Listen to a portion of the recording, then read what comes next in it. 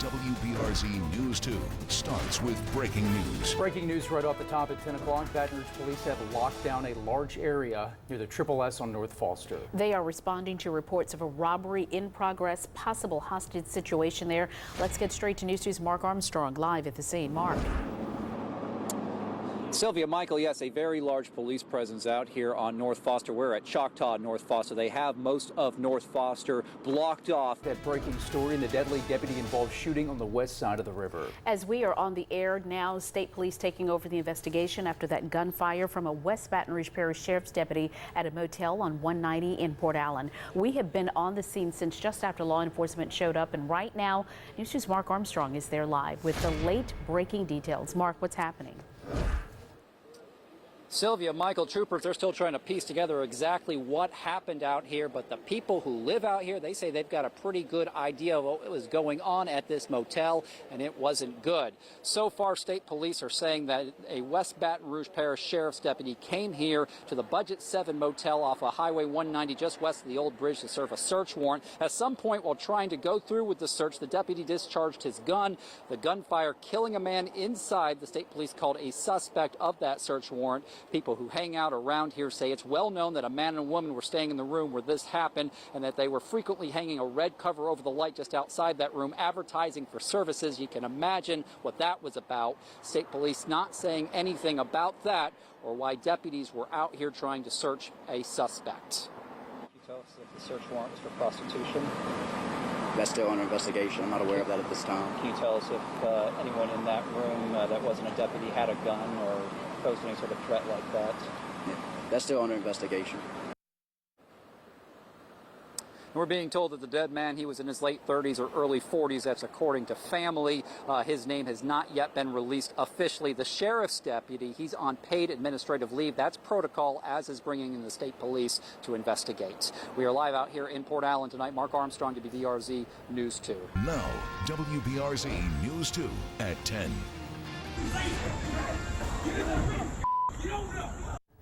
A man face-to-face with a gunman kidnapped from a parking lot in Baton Rouge, and new tonight, witnesses fear they are not safe either.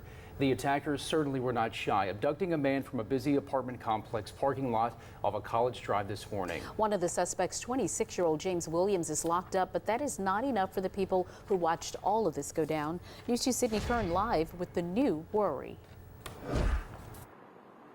Michael, Sylvia, this all happened in the parking lot behind this gate, and tonight, even though there is a fence, those who watched it all go down are scared it could happen to them. Kidnapped, just like the victim, because two of the attackers are still on the loose tonight. We have a news alert at 10 o'clock. Fire ripped through a home at the Centurion subdivision tonight. This happening around 7 o'clock. A neighbor sent us this video. You see those flames there shooting through the roof, and you can also see the first wave of East Side firefighters arriving there to this scene to get this fire under control. Good evening. I'm Sylvia Witherspoon. I'm Michael Shingleton. Thanks for joining us. We start tonight with two news alerts. First, the body of a woman recovered in Lake Pontchartrain tonight. We are just learning, according to a member of the Cajun Navy assisting in that search, family members confirm it is the body of 32-year-old Sadie Thibodeau. To look at the Basin Bridge tonight on the left side of your screen, crews still sitting in the westbound lanes heading to Lafayette. Those lanes still closed after yesterday's fiery crash. And take a look at these new pictures tonight from state police showing the debris that is left behind. You see the wrecked trailers, burned wood, and corn spilled on the road. Those lanes will stay closed until an inspection on the bridge is done. Jordan Whittington here now to break down that process. Yeah, Sylvia, DOTD says that inspection could happen as early as tomorrow morning. All right, some minor street flooding today in Livingston Parish, and as you can see that deputies putting on some high water signs. This right here along Highway 16 right near Myers Road. You just saw right there that deputy was standing in ankle-deep water. Josh, a little bit intense this afternoon. Yeah, those summer storms have done this here forever. Michael, you and I were talking about it earlier. Tonight, more than 1,000 high water rescues in the Houston area alone, and responders, including the Cajun Navy, keeping an ear out for more. Southeast Texas just swamped by the remnants of Imelda. Some places got more than 5 inches of rain an hour. People and pets had to be pulled to safety with airboats, tractors, even dump trucks. And so far, 2 deaths. One man was pulled from a submerged van, and a 19-year-old man was electrocuted and drowned trying to save his horse. The storm flooded I-10, forcing drivers to abandon their vehicles. It's been relentless, and we just can't escape. It's like we're on an island here. Some areas also recovering from tornadoes yesterday. This one right here was in Baytown. Everything's destroyed, but everyone's alive. Texas Governor Greg Abbott has already declared 13 counties as disaster areas. And some Louisiana residents are stuck and unable to get home. News 2's Johnston Von Springer spoke to one man from Albany whose business trip has been extended because of the floodwater. For the first time, the 3 candidates in the race for governor squared off tonight at LSU. There were fiery moments, jabs thrown between parties and professions. News 2's Sydney Kearns in the newsroom tonight with what created that tension.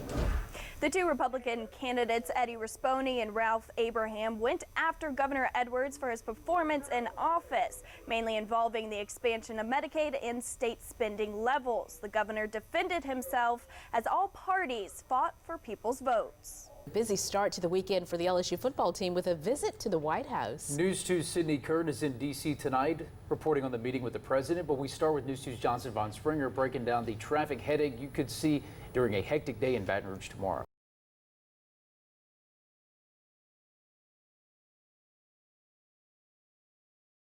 They're giving chase, and he somehow escapes again. And now throws late on the run. Got it! Justin Jefferson. Jefferson. Gonna run out of real estate. It's first and goal for LSU. That is just one of the plays from Joe Burrow and LSU this season that got them here tonight with a national championship at stake. Good evening. Thanks for joining us. I'm Michael Shingleton. And I'm Sylvia Witherspoon. Boy, it's a fun night so far. This city's just been electric all day. Obviously, it is rocking inside the Superdome right now. A slow start for LSU in the beginning of this game. Yeah, it certainly had fans on edge, 2 of us for sure. Yeah. So let's go straight to Johnston Von Springer and Brittany Weiss in the French Quarter with what's going on there now. A lot of folks nervous going into this, Brittany and JBS. Still really loud. It's still really loud. I would say it's very touch and go. So we have an LSU, we're at Old Absinthe House again. LSU fans on this side, Clemson on that side. So, you know, it's like a battle of back and forth. Very touch and go. A good play for LSU, and these fans breathe for another moment. Welcome back, everyone. All eyes are around the country. They are on tonight's national championship, including, of course, the Big Apple. Yeah, check this out. New York's Empire State Building's lit up in purple, gold, and orange tonight.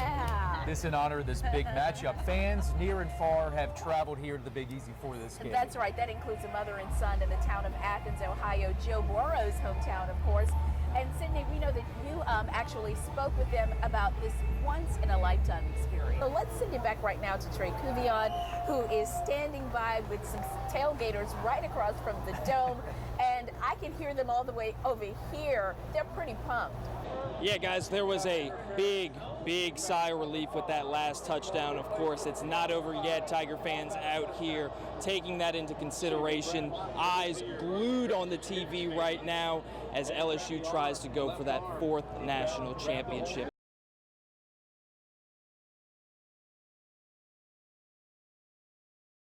Right now at 10.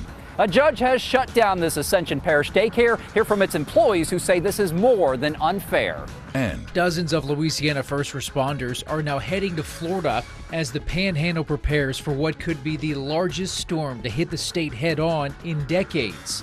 The latest track on Hurricane Michael, moments away. Downtown Baton Rouge is growing, which means so is the amount of trash being accumulated. Coming up, what rules could change to help clean this up. Plus, a celebration for one Louisiana teen after a successful flight, his last step before officially breaking a world record. The news begins in 15 seconds. Right now at 10. Crews are working through the night, which could mean more traffic during your morning commute as an I-10 widening project continues in East Baton Rouge and Ascension parishes. And school employees in East Baton Rouge Parish are one step closer to getting a bonus this year, but teachers' unions say they want to see a real pay raise. Plus, a Pee Wee football game becomes anything but friendly. But it's not the players trading blows. How this brawl played out when the news starts in 15 seconds. So impressed with how quickly things are coming together. But maybe not fast enough. The school year's starting and one new campus won't be finished. Officials say they are ready. The state's speeding up repairs on a dangerous culvert that has already claimed one couple's car.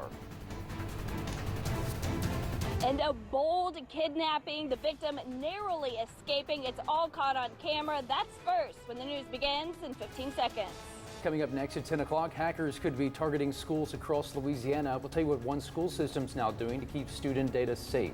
And on WBRZ Plus, this one probably not in the playbook. We'll tell you why this team could use some more practice at 10:35 on Cox Cable Channel 1011, ETEL 2, and our streaming sites. We will be right back.